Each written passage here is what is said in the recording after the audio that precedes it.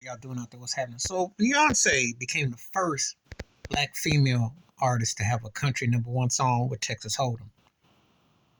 But I want to talk about Mickey Guyton. Mickey Guyton been doing this thing for a minute. You know, she was the first African American woman to have a Grammy nominated song, 4-time Grammy nominated, first time since the Pointer Sisters, and she has made quite a name for herself. Now, Beyonce's bigger, but that doesn't mean better. And let me get something straight. Country music is an offshoot of R&B music. Most people of a certain age, knowledge know this. They just have rednecked it and Billy bobbed it to making you think. It's an offshoot of R&B, blues, and gospel. Okay.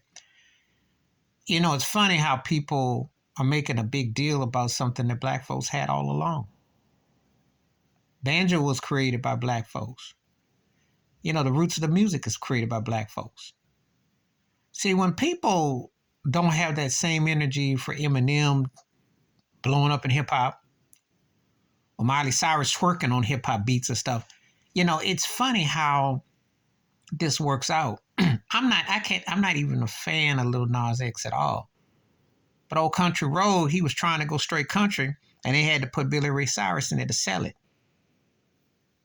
You know, make you forget about Jimmy Rogers, Ray Charles, Charlie Pride, okay? Make you forget about all that stuff. But that's there, okay? Just the fact, you know.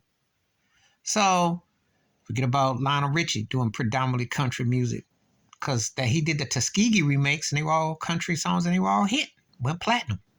Wrote Lady for Kenny Rogers, who was a known country artist. Do your history. It's a fact. But black folks created the genre. It's nothing new. It's been whitewashed. But Mickey Guyton, she deserves more credibility. She's the truth. Her voice is no joke. You don't need Beyonce to co-sign something that's already there. Now, good for Beyonce to hit, and maybe it shows you a couple of things. It shows you that they want a bigger name that's black in the genre, but they also show you how racist they are, too. Music is colorless because it's music. All people, all nationalities either feel or they don't. If music ain't colorless, then explain why Michael Jackson was the most dominant artist of my lifetime, why he sold records in countries when they couldn't even speak English, but they knew his name. Music is colorless. It's the racist industry that put a name by it and segregated, and they still do. Who is allowing that to happen, though? Who is still allowing that? Who is tolerating it in 2024? Who's telling someone black you can't do this? That it's not, you got to have this, you got to have that. Who's saying that exactly? Because it's the slave mindset and it's the plantation mindset that still dictates.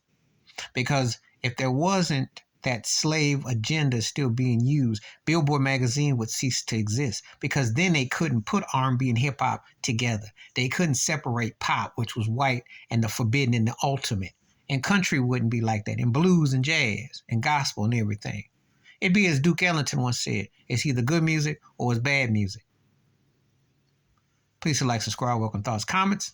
And I do respond. Thank you. Wash your hands. Keep your mind clear. Watch out for another. Check out Mickey Guyton if you haven't. She is the real deal.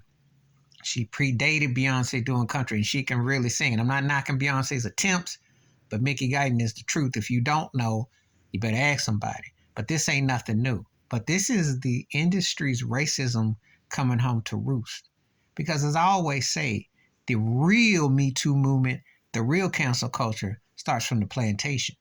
And it's always coming up racial. No one wants to admit it about America with 3 Ks. I'm out.